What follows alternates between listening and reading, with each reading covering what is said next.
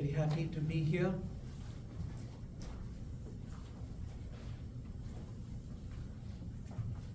So I've been asked to speak on this topic. What is Dharma?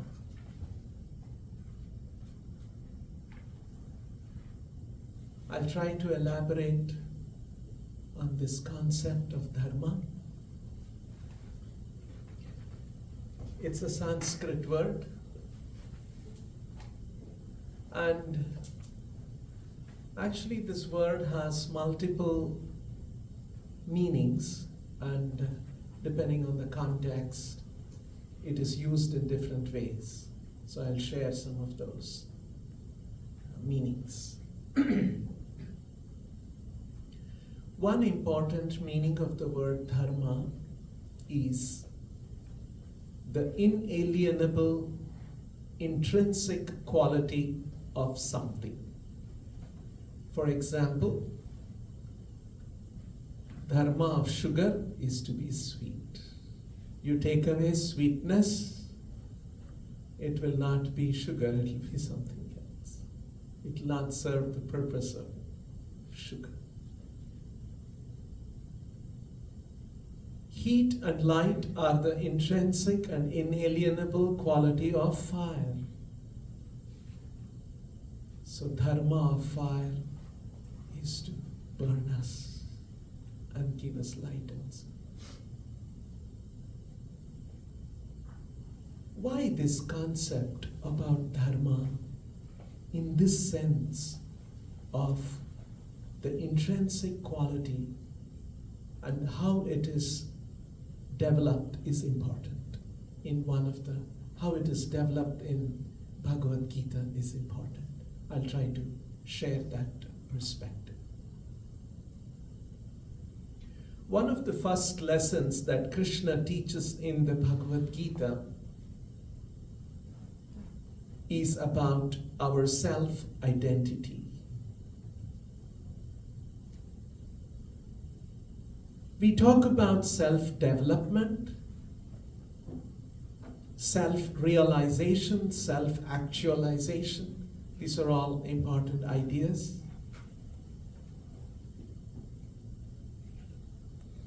But what is the self?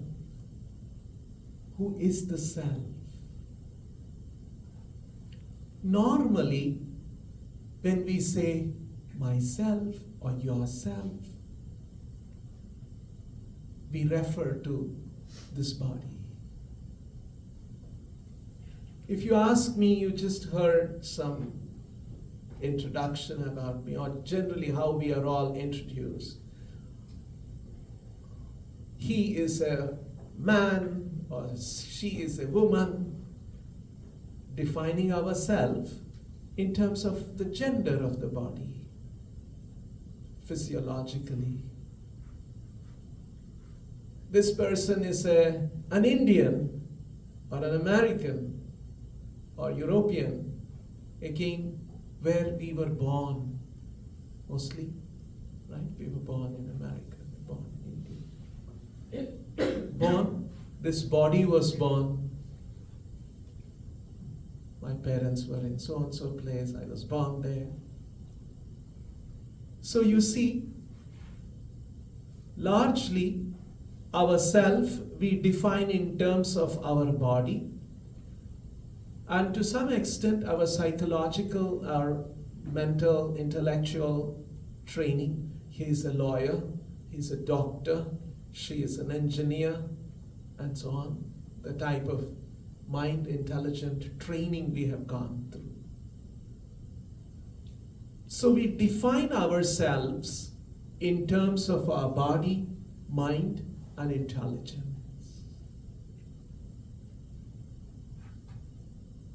But Krishna says in the Gita, this is actually a partial understanding of ourselves, not the full understanding of ourselves. Like say for instance, I'm speaking to you here, I'm using a language, and I'm making my vocal cords are vibrating, and that's getting amplified, and you are hearing and you're making some sense out of it. Just now we were having someone, Balaram Prabhu, singing, and we can sing, we can speak, we can walk, we can do many things. But there is one state of existence of mind. Suppose something, I have a heart attack here while I'm sitting here. And then I collapse. We'll all be shocked, oh, what happened?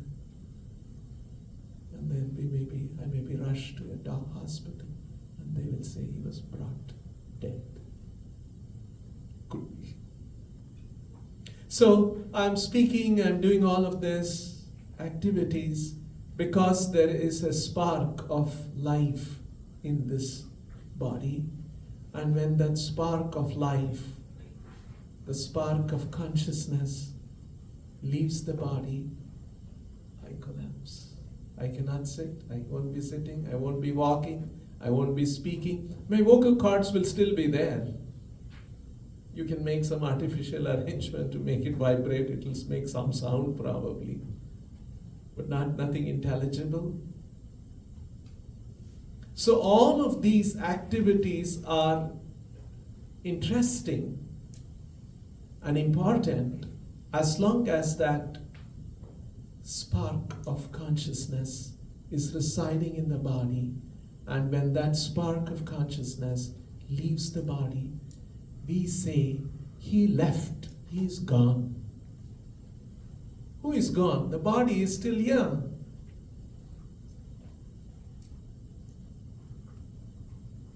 So Krishna says in the Gita that this body is actually a garment for the real self residing in the body. Just like I have a garment, a shirt, and inside the shirt my body is there. In the same way, the body itself is a shirt for the self which is residing in the body. To further understand and appreciate this idea, Krishna gives one example. Krishna says in the Gita, Dehinosmin yatha dehe kaumaram yavanam jara tata dehantara praptihi dhirastatra namuhyati. This is a Sanskrit verse. In this verse, two words were used among many other words, deha and dehi. Deha means the body. Dehi means the occupant in the body. There is an occupant in the body, and because of that occupant in the body is moving. Just like there is a car and there is a driver in the car. Because the driver is there, you see the car moving. Normal example. Now we have some driverless car, but normally that's how when you see a car moving around, you expect there is a driver inside. So there is a driver in this body, and the body is moving, is active, is animated, as long as the driver is present in the body. When the driver leaves the body becomes dysfunctional.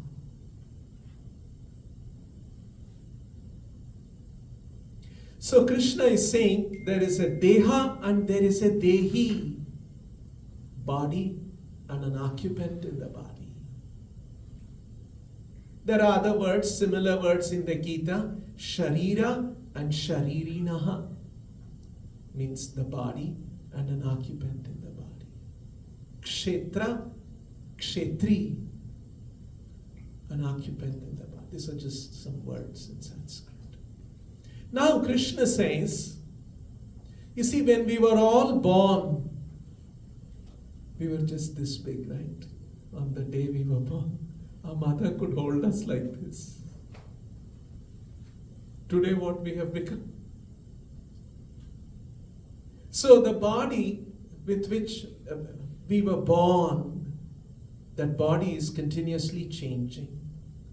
We know from science, cells are multiplying, new cells are being formed, new tissues are being formed, new organs are being formed, the old cells are being replaced, and there is continuous growth, bones are growing. All of this is continuously changing. And so there is growth, and we have become this body. But if your mother sees you, she will say, "This is my son, this is my daughter." So the body that she gave birth to has completely changed. Actually, none of probably the original cells are there. But still she says, "This is my son, this is my daughter." So what is that constant thing? So Krishna is saying, the body changes from childhood to youth, to middle-aged, and to older body. But the constant factor is that spark of life, that spark of consciousness. Our body, our mind and intelligence is also changing. When we were small children, we would think and act in a certain way. We're not supposed to think and act that way. We're supposed to act like adults. So our body, mind, intelligence is all changing. But the occupant of this body, that spark of consciousness, is not changing. It is the same experiencer. If I come to your house, you'll show me your album, show me your picture when you were in school, you'll show me a picture when you were a small boy going to your school with a school bag, and you will say, "That's me."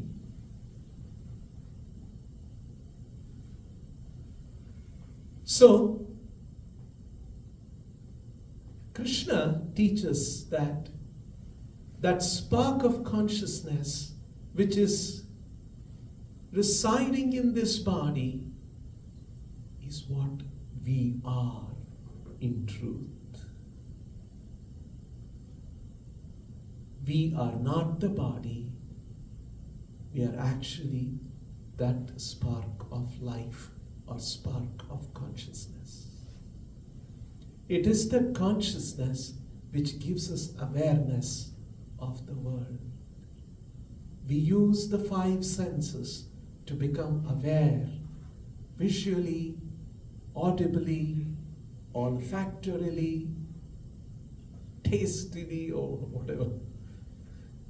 You get the sense. Through the senses we become aware. We pick up various kinds of understanding of the world.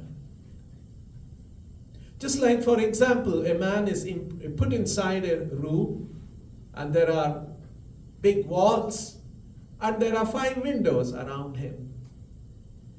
Now he can see through each of the window, he will have a cone of vision. And whatever is in that cone of vision, he can see. Anything which is beyond that, he cannot see. If a bird comes flying into the cone of vision, he'll see a bird, and then it goes, "Oh, it's gone. Don't know where it went."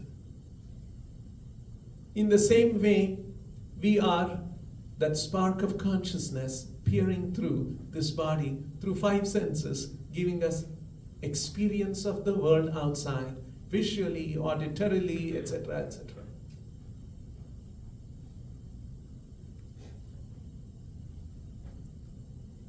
And then Krishna says something that's interesting. Avinashitu tadvidhi ena sarvamidam tatam vinashamavyayasyasya na kaschit kartum arhasi. This spark of consciousness has been continuously moving through the different stages of the body, boyhood, childhood, to youth, to middle age, to old age, and so on. And that spark of consciousness, at some point, when this body is not usable anymore, it's become too old, it moves on to another body or another situation. Tata dehantara praptihi. We will get another situation, another body. Governed by laws of nature. Everything is governed by laws of, that's why you have an institute like this, right? If I take a stone and throw it, if I tell you the initial speed and the angle at which I am throwing, all of you in a few seconds you'll tell where the stone is going to hit. There are simple equations that define that. Everything around us, this is an important aspect of this world. It is governed by laws of nature, laws of physics, laws of chemistry, laws of optics, light and this sound and so on. And all of you are studying that, and we study that over many, many years. That is science. And that these laws of nature are fixed. It's not varying. Today it is this, tomorrow something else it will be. No, it's very predictable. And it's very precise. It is so precise, it's mathematically precise, mathematically expressible equations. This is actually a foundation of science. Because of this, you have technology, you have engineering, which will improve our lives. So this is a basic understanding. A lot of people saw apples falling from a tree. Most people picked up and ate it probably. But there's one person who was thinking, why did it fall? What made it fall? Why does it work this way? Oh, there is a force. Oh, it's the same force that's holding the earth and the moon and the sun and the planets. Right? That's how it has happened. So laws of nature, fixed, predictable, definite, mathematically accurate. There's one statement, when scientists were discovering these kind of things at some point in the history of science, Galileo made a statement, it looks like the universe is a giant book written in the language of mathematics. Something like that, approximately. So, now you see, when everything in nature is so precise, governed by laws, predictable,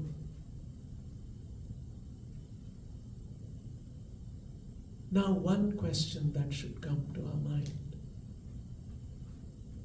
We were born in a certain family, in a certain place on earth.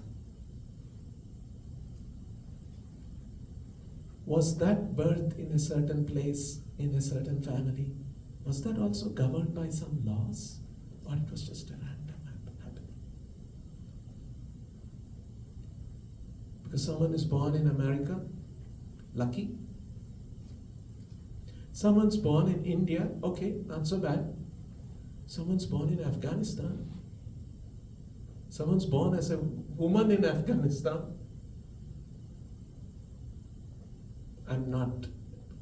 This is not a political discussion, but I'm saying sometimes, we read about, I'm not expert in any of those topics. So, some are born as men, some are born as women. Did we at some point choose, did we tick a box? Would you like to be born as a man or as a woman? And I ticked, and that's how no. Some people we have always come across in this world, some people smarter than us, and some people not so smart than us, objectively speaking. Why is it that some people are smarter? If I were given a chance, how much intelligence you must have? Probably I would have chosen some more intelligence and become more intelligent than I am. Some people are very talented. They can sing well, they can do art, and some people are terrible in singing. So why is it that some people are talented, some people are not talented? Somebody is born in one place, someone is born in another place. I was sharing just a few days ago I remember one thing that I read in the newspapers many years ago back in India. We have a very popular newspaper, Times of India. And I was glancing at the Times of India, and on the front page, there's a small news, international news, but mostly it's national news. And then international news, you turn to page somewhere 11 or 12 or something, you will see more. There was one small picture of Mark Zuckerberg with his wife, and they were holding a bundle in their hand and said, Mark Zuckerberg now has a child. And now this child is born in the family of a multi-billionaire. For more information, more details in page numbers also. I said, okay, let me. And then I just glanced below. There was another picture on the front page. There was a woman. She was holding on to one bundle in her hand, and another hand she was holding on to another man who looked like a little older man, and both of them were wading through hip-deep water in Chennai, a town in India. And there was a caption below, this woman gave birth to a child in the city municipal corporation maternity home, which got flooded, and she was asked to go home.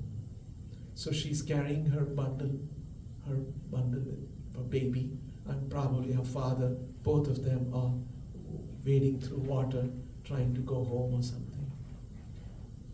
When I read that, it suddenly struck me, one baby is born in California in a multi-billionaire family.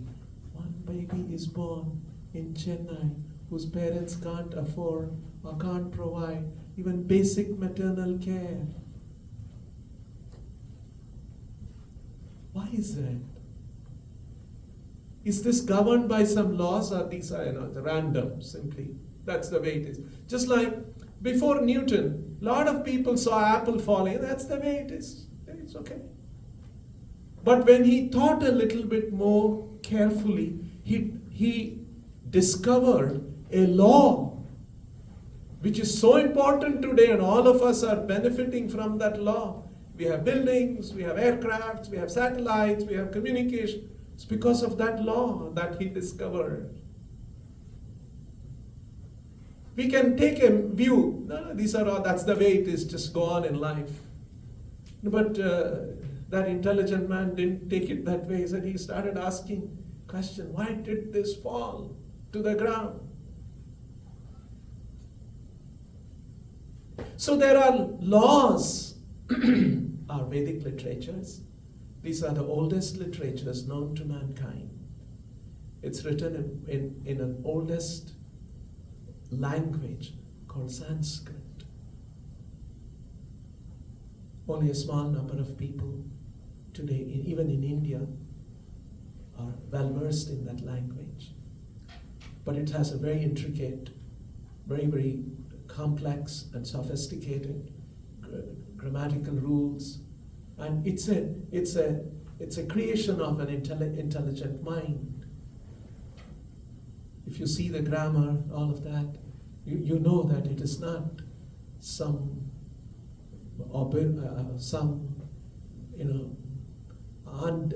result of a product of an undeveloped mind. And so there are certain concepts that are being described in these literatures. So we want to carefully look at that, examine that, and understand that, and see if that can improve and enrich our lives. Because whatever enriches and improves our life, we should take that, isn't it? That's an objective reality. So coming back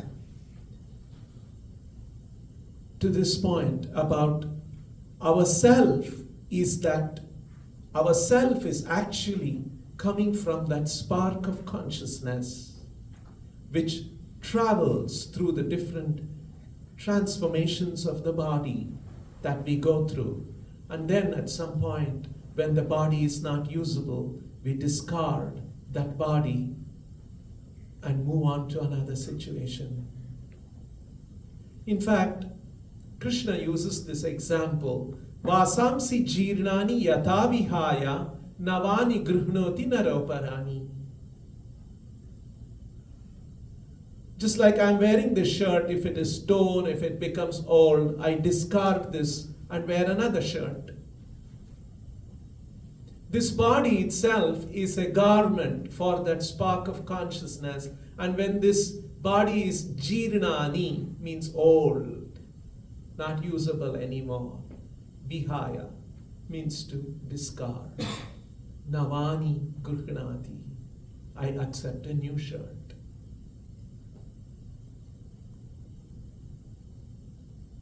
So this is the idea that there is a consciousness, a spark of consciousness. And now look at this. The spark of consciousness, each one of us is a unit of that consciousness. And with that consciousness, we are experiencing and understanding the world. And my experiences is very unique and private and personal to me. And your experiences are very unique and private and personal to you.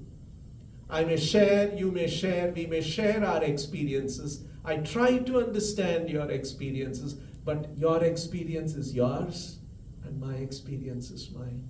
Suppose I'm watching you eating some delicious food and you're saying it's wonderful. I'm just watching, oh, it's wonderful, is it?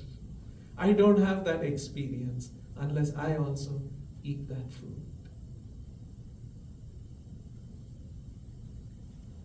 And Krishna says, our true self is in that spark of consciousness. In other words, that me, mine, myself, my selfhood we are talking about is actually springing from that spark of consciousness which is moving on from one stage of body to another stage. And the next thing that Krishna says, Avinashitu tat vidhi ena sarvamidam tatam. You see, the presence of the consciousness is explained by Krishna in a few places in the Gita. One place, this particular verse, he says, there is something that is spread all over the body. If I pull my hair, I'll feel the pain. If I stamp on something very sharp, I'll jump up. From head to toe, it is the consciousness which is spread. And that consciousness is coming from that spark of consciousness, and it is spread all over the body.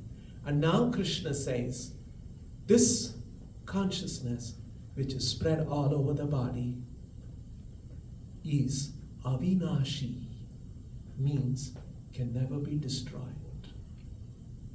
Avinashi tu tadvidhi ena sarvamidam tatam. Sarvam tatam means to spread everywhere. Consciousness is spread from head to toe, but that consciousness is never destroyed.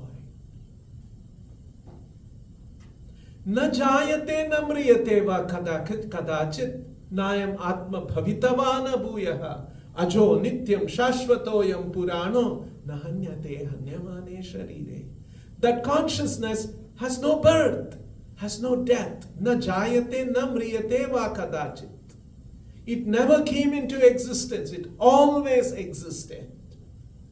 Aja, Nitya, Shashvatoyam Purano, unborn, Aja, Nitya, eternal, Shashvata, everlasting, Purano, primeval, ancient, Nahanyate hanyamane sharire. When this body is destroyed,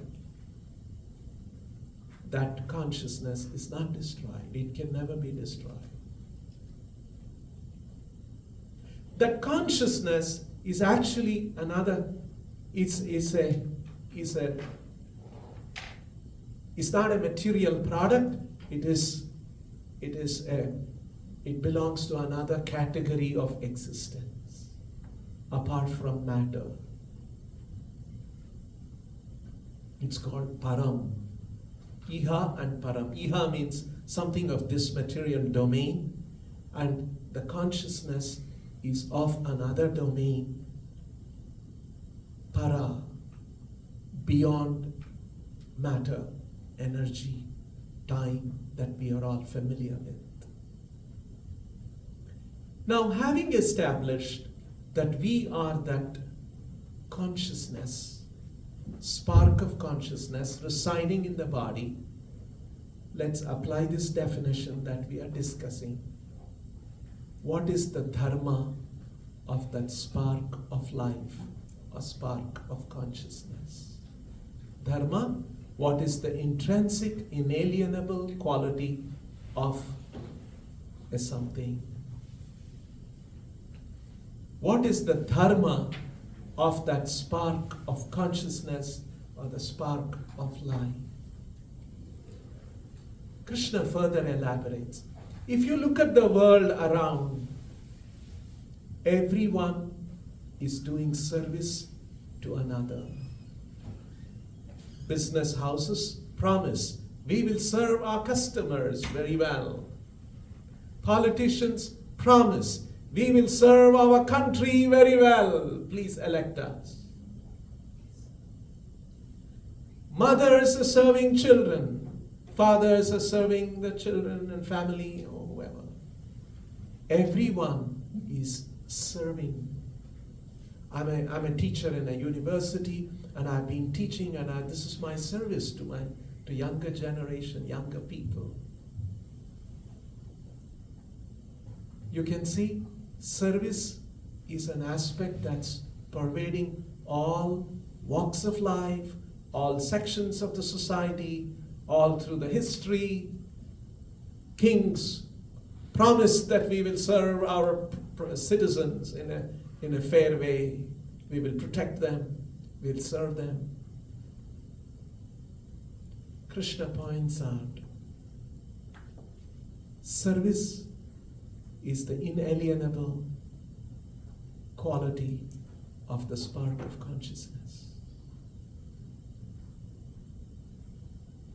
Now, it's not that all our opportunity and experience of service has resulted in happiness for us. We served somebody and the person let us down.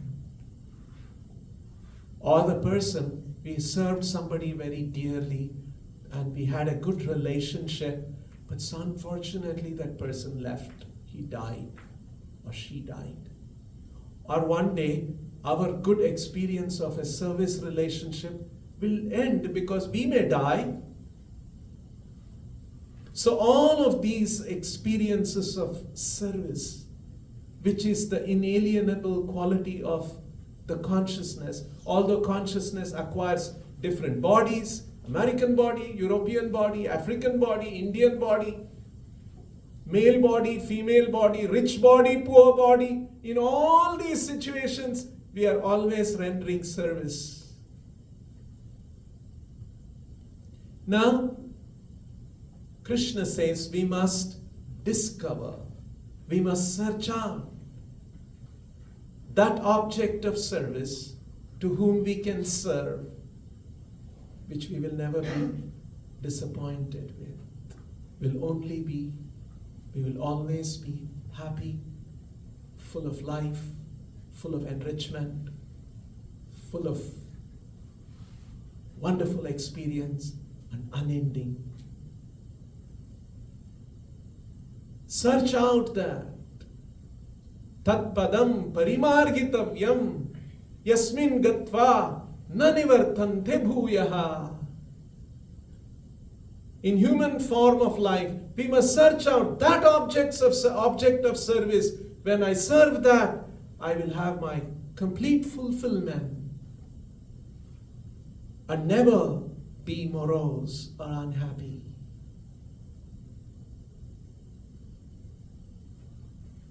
Krishna was speaking the Bhagavad Gita.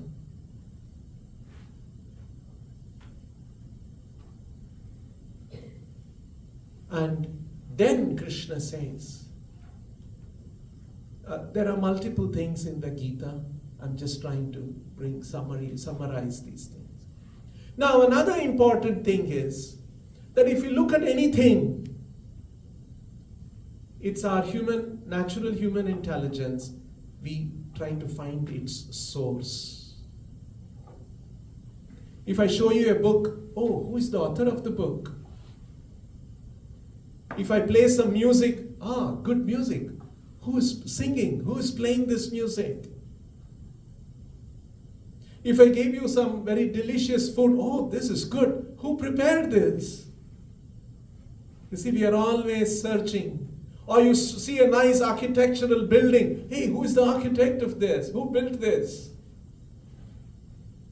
We are always searching for the source, the cause which has led to this architectural building, food, book, music, or whatever it is.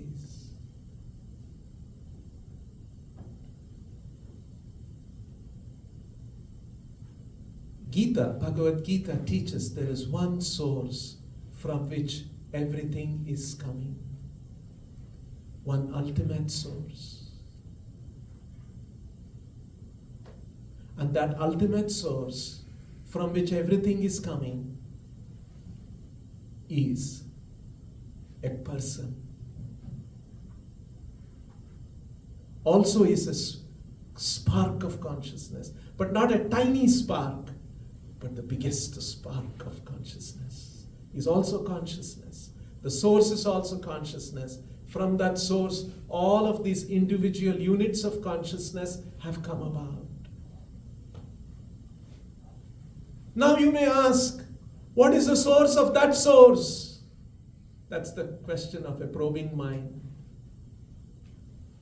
Krishna says, that source is Nishkaranaya, has no other source. It is the original source, and everything is coming from that source. That original consciousness is the cause of all causes. It's like saying, suppose I'm sitting in a train, and I'm sitting in a compartment or a car, train compartment, and it is moving. If I ask the question, why is this car moving? You will say there is one car in front, it is pulling it. Oh, that's a good answer. That's the cause of this car's movement. Now I ask the question, why is that car moving? You will say there is another car in the front which is pulling it.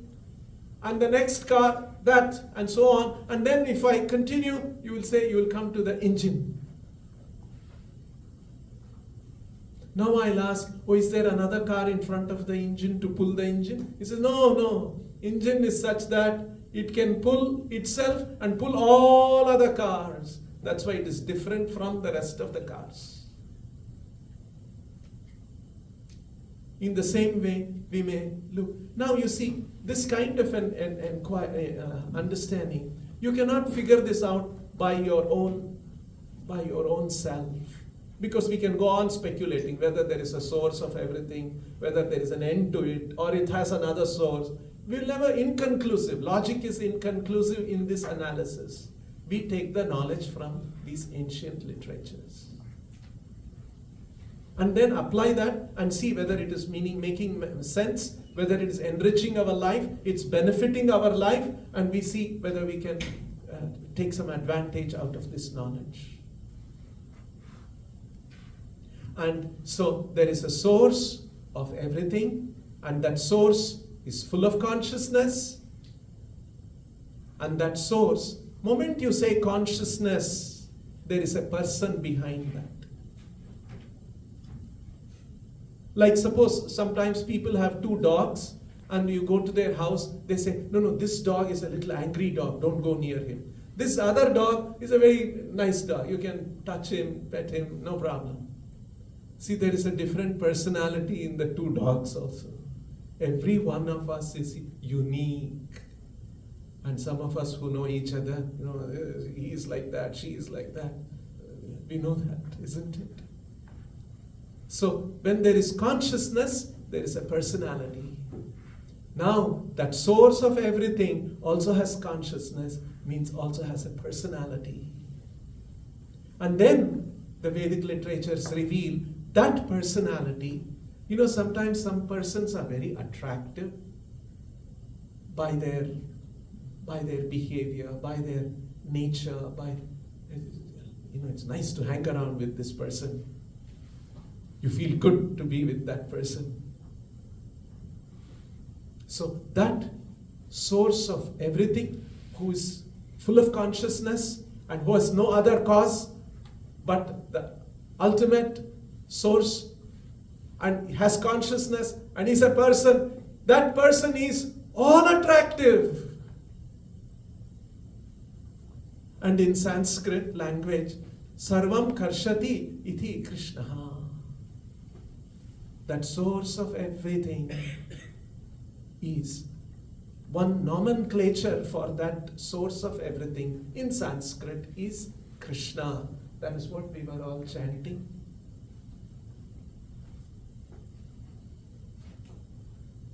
Now, coming back to Dharma.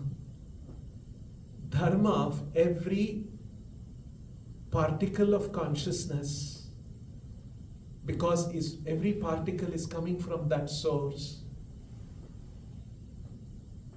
is to serve that original source from which all of us and everything is coming. That is the intrinsic, inalienable quality of every living particle. And that service is a loving service, not a drudgery. Like sometimes we are asked to do something, we don't like it, and okay, I'll do this for you. But some things we like to do it and we happily do it. Like the mothers, when they are taking care of a baby, all kinds of things, child clean up, but the mother does that very lovingly because she has love, affection for the child.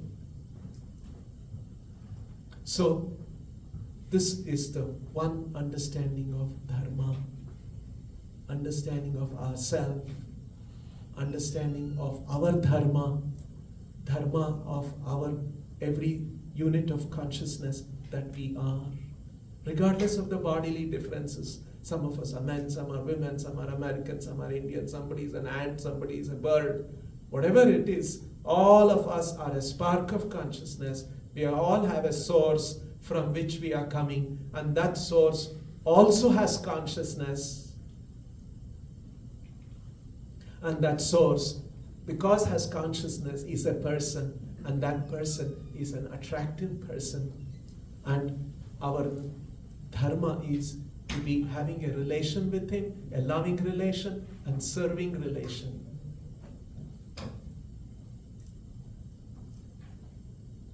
Now the second meaning of the word Dharma, I'll be conscious of time. A few minutes only, I'll wind up. Second meaning of the word Dharma is duty. Raja Dharma means what is the king's duty. Pati Dharma, what is the duty of a husband. Patni Dharma, what is the duty of a wife.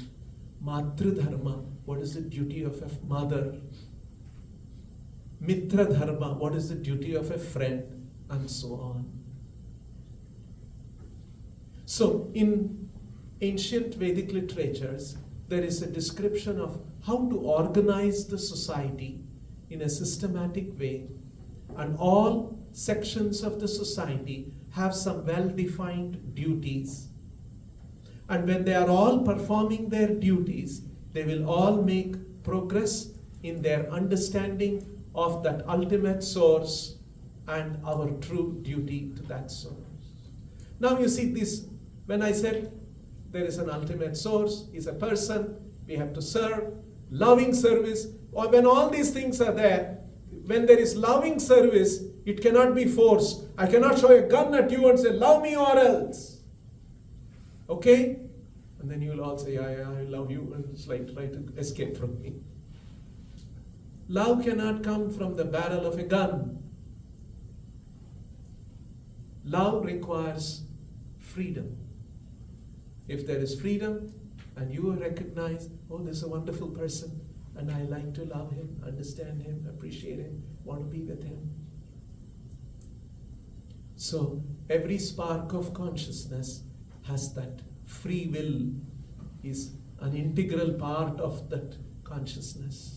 If we want, we can accept. We don't want, we don't have to accept. That freedom is given. However, it is the intention that all of us, this material world and the relationships that we experience, is not going to give us full happiness. It is going to disappoint us. All of us are looking for relationships and happiness through that relationship. If we don't have, we have so many friends. Apart from that, if we are at home alone, we will have a pet and we'll have a relationship. And that relationship is also fulfilling. But the fact is, all these relationships come to an end. Antavattu phalam tesham tad bhavatya alpamedasam. Krishna says, everyone is looking for happiness. Everyone is looking for happiness through relationships. But if you don't recognize that these relationships and these relationships are going, the happiness you get is going to end one day. If you're not recognizing that, you're not very intelligent. Because you have the ability to search for that relationship which is everlasting. But right now, you are not somehow fascinated by temporary relation. Okay, you may be fascinated, but that's not the best. So, at the same time, although I'm talking about all these big philosophical things, ultimately we all are men and women, we have a certain age, we have students, we are going to get a job, we're going to have a family. These are realities. Now, in this reality, we all have certain duties and we do our duties in a certain way. Gradually, our understanding and our appreciation, our eagerness to know more about that source of everything is gradually improving. And so that is called Dharma, duties, which will help us realize our ultimate Dharma.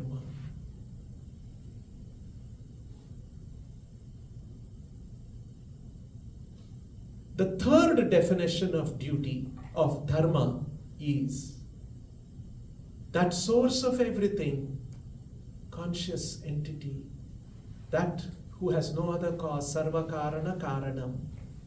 I use the word Krishna. He has expressed his directions, how all of us should be organized in a society, in our lives. And following those directions also constitute dharma. Dharmam tu sakshat bhagavat pranitam. That which is a direction given by Krishna is dharma.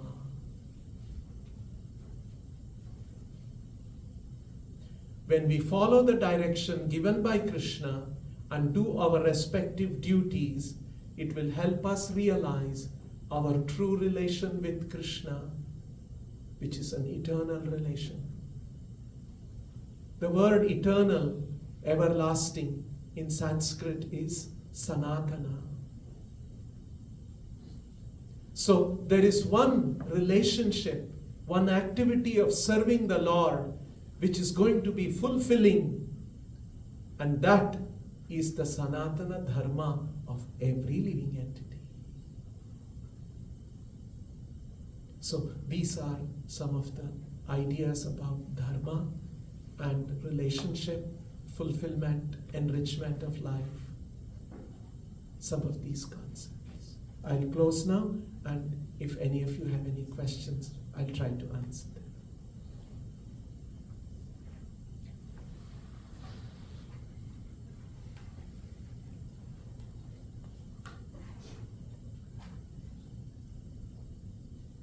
Please feel free to ask any question if you have any.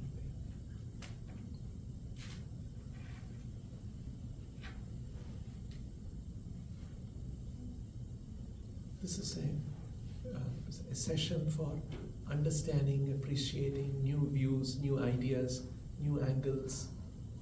This is not to make some judgment of anybody or anyone. It's we have a more serious business to understand and appreciate something. That's the purpose of this.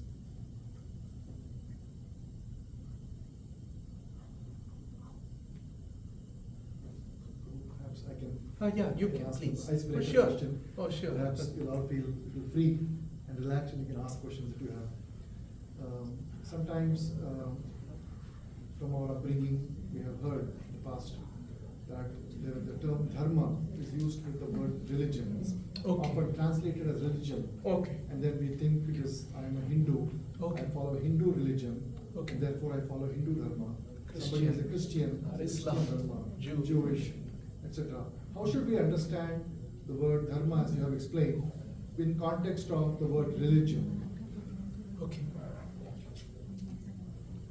Strictly speaking, yes, sometimes words have meaning, and meanings are developed and experienced in a culture, in a human society. So, in India, Dharma also has tend to mean religion. But I'm speaking from original etymology of these words. Dharma comes from the root word in Sanskrit, dhr, which means that which sustains us. So that which sustains us is our ultimate relation with that ultimate source, and our trying to understand that, and the codes of conduct that is recommended is also is practiced in India as religion. But actually, you can read the Bhagavad Gita, these texts, within a religious framework, but it can also be read beyond religious framework in terms of an existential understanding. What is this world about? Who am I? I come into this world, I'm here for some time, and I go away. Where did I come from, and where will I go? And this is happening generation after generation.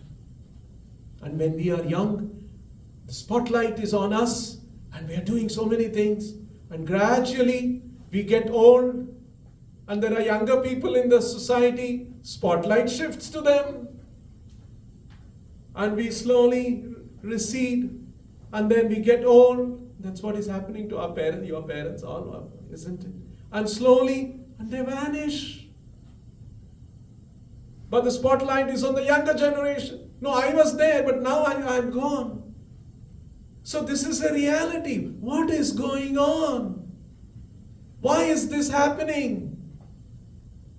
Actually, just like we study, there is a force that's holding sun and the moon and the earth. It's as important as that. As important as we study those forces, those facets of reality. This is also another facet of reality. We have come here, we are here for some time, we build relationships, we try to derive some satisfaction, and there is a struggle, everyone here accepts that, but then after that we go on. I'll give you one example about this important question. I come from India, and India, we had for about 250 years, Britishers were ruling us. Nearly 350 years they came, and they came to do business, and then it was called East India Company, We study that in history books. I'm sure some of you from Indian origin will remember this. And then gradually they started building their businesses, and then they started governing. They made alliances with the kings, and they started ruling. And they ruled for 250 years. And then they were making laws which were actually beneficial to them and not to the local people. Like, for example, they made a law that you can grow cotton. You cannot convert cotton into fabric. You should supply the cotton, and they would take all the cotton to Manchester, and they would turn that into clothing, and then bring it back to India and sell it at a higher price. If you were to make the clothing yourself, it would cost you $1. When the thing comes from Manchester, it will cost you $10, and you have to pay. And it's illegal to convert cotton into a fabric. And a lot of people said, oh, and then they were having some handlooms. They were, those kind of things were there. And they passed a law, you should shut down all handlooms. And everyone obeyed. It's compliance. Right? You can't, otherwise you'll run into trouble. That's the law. And everyone shut down all their things, and they became poor. They was, can't help it. So things were going on like that for 250 years, not short time. Because everyone thought, that's the law. You have to follow the law. But then a small group of people started thinking, why are these people making laws for us? Why can't we make laws for ourselves? The principle of self-determination, self-governance. Why should they govern us? Why can't we govern ourselves? A small group of people started talking about it. Immediately the Britishers passed a law. Any such discussion is banned. And so they had to hold such discussions in secrecy. And slowly that gained momentum and became a freedom movement. And then it took about 75 years or so, and it became a force. And then at some point the Britishers gave up and gave us India independence and went away. So there was a time when Indians, large number of Indians, millions of people, they thought, it's okay, that's the law. They made so many laws which were not favorable to the local people. But they said, okay, we have to follow the law after all.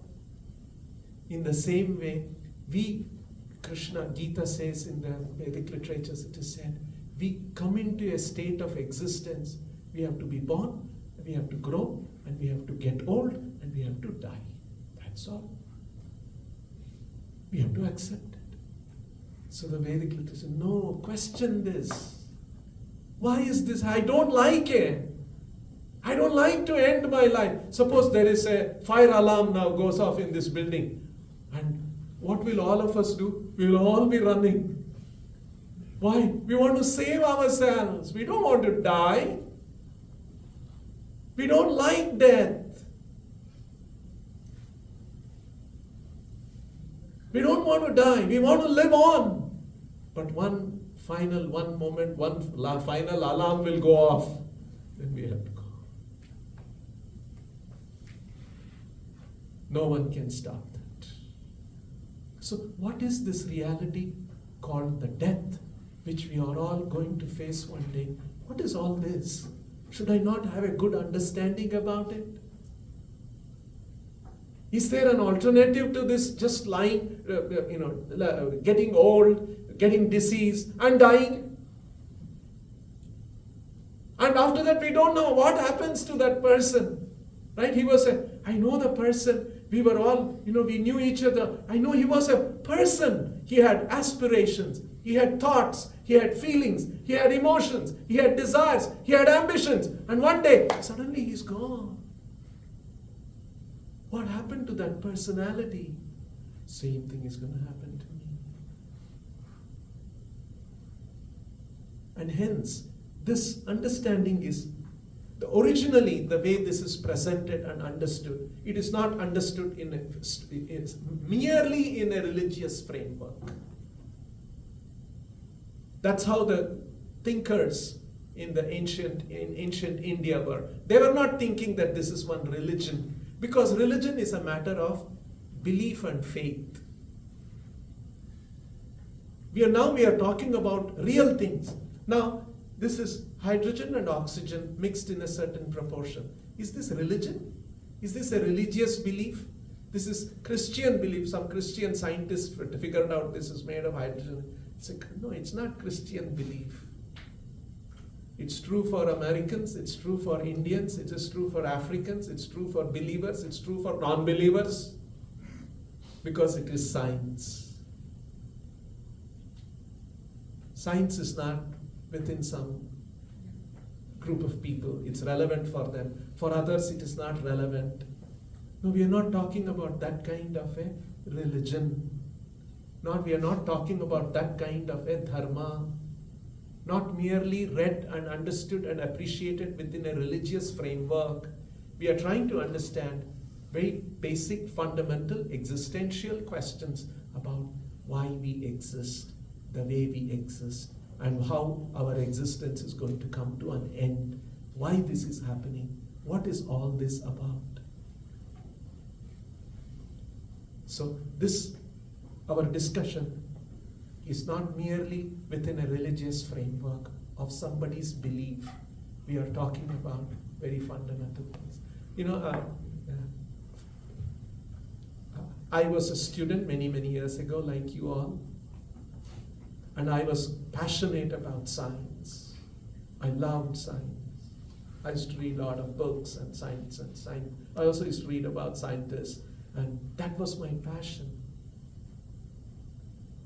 I never expected, when I think about that, one day I'll have this kind of a hairstyle and this kind of a robe. But then when I came in touch with this, and when I read Srila Prabhupada's presentation, Prabhupada is the founder of ISKCON. He wrote these books in English. Generally, these books are all returned, translated to other Indian languages, and it's mostly but Prabhupada was English educated. He was born during the British days. He was born in Calcutta. He went to Scottish Church College. So he was English educated. And so he wrote these books and he was a scholar in Sanskrit. And he translated and he wrote these books. And I, as a college student, like some of you, maybe even younger than you are, I started reading this. And then I was fascinated by science. But then when I started seeing this, I thought, oh my God, this is also very scientific. This is also very logical. Let me read this and let's see where it's going to take me. So that's how I persuaded this. Not as if it was presented to me as a religion, I would have also said, forget it. I would not have taken it seriously. So this is not presented strictly within the confines of a religious framework. We are talking about very general existential things. Consciousness and the intrinsic quality of the consciousness, the source of everything, and so on. Is that okay? Yes, please. There, somebody has a question. Could you please define what is consciousness and why is it that we so strongly feel and think that we are this body? Okay. What is consciousness? Consciousness is that ability because of which we have awareness. All of us are sitting here, conscious entities. We have awareness. We know it is Sunday evening. Tomorrow is going to be Monday. We have to go back to the college. We have studies.